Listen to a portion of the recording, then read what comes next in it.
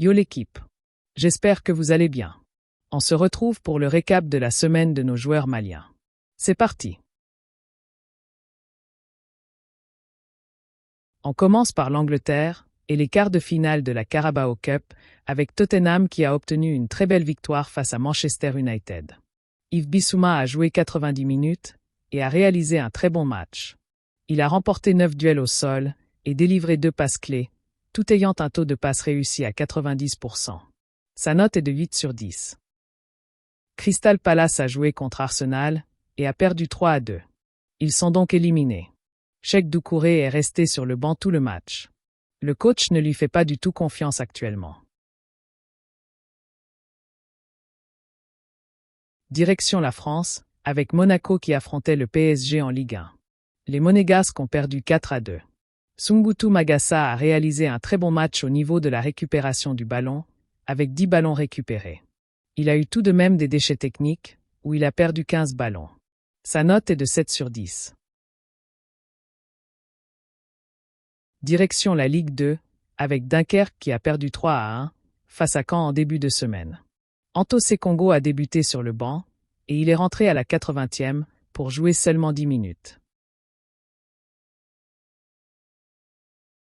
En milieu de semaine, a eu lieu la 6e et la dernière journée de phase de poule de Ligue Conférence.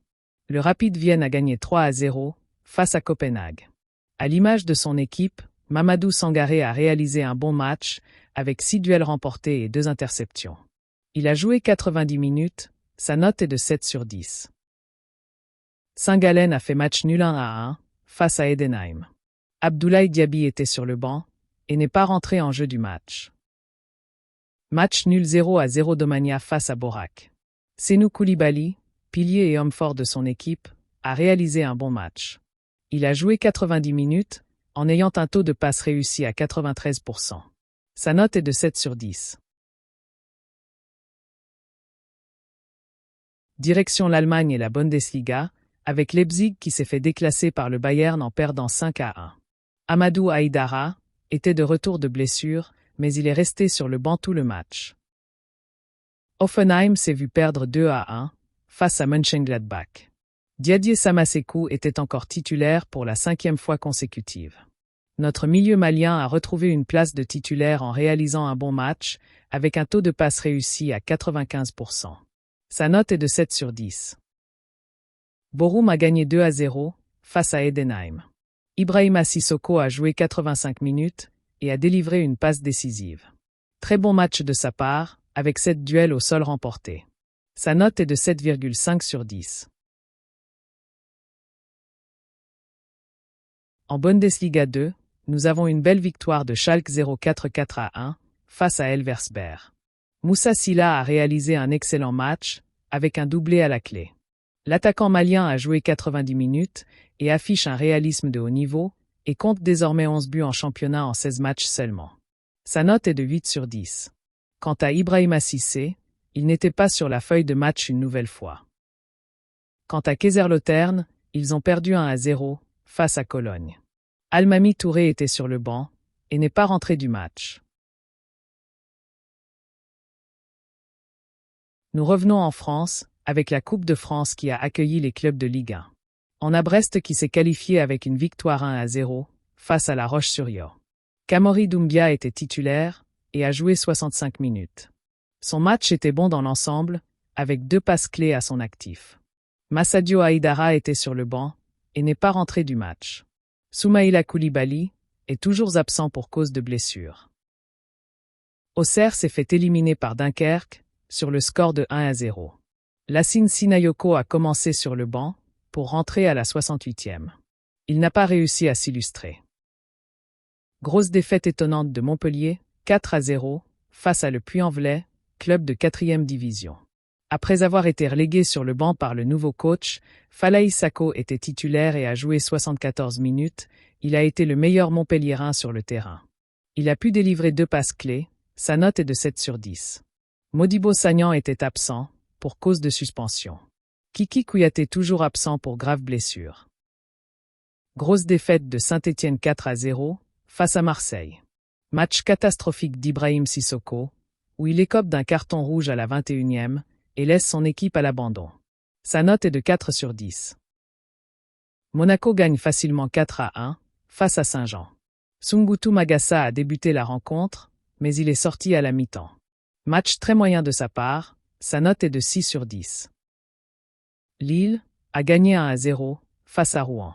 Ousmane Touré était sur le banc et n'est pas rentré du match. Laval a gagné au tir au but face à Mérignac. Kevin Zoe a joué 60 minutes et a réalisé un bon match où il a pu délivrer 2 passes clés et créer une occasion. Cyriné Doucouré est rentré à la 60e pour jouer 30 minutes. Il a marqué son tir au but en fin de match.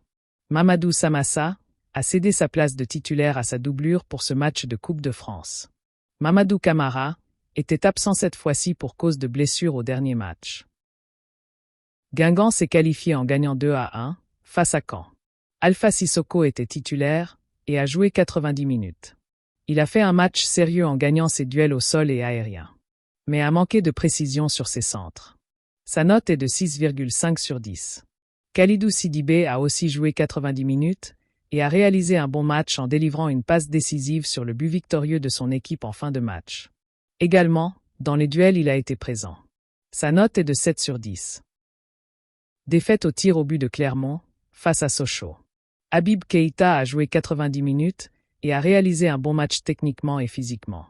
Sa note est de 7 sur 10. Quant à Cheikh Oumar Konaté, il était absent.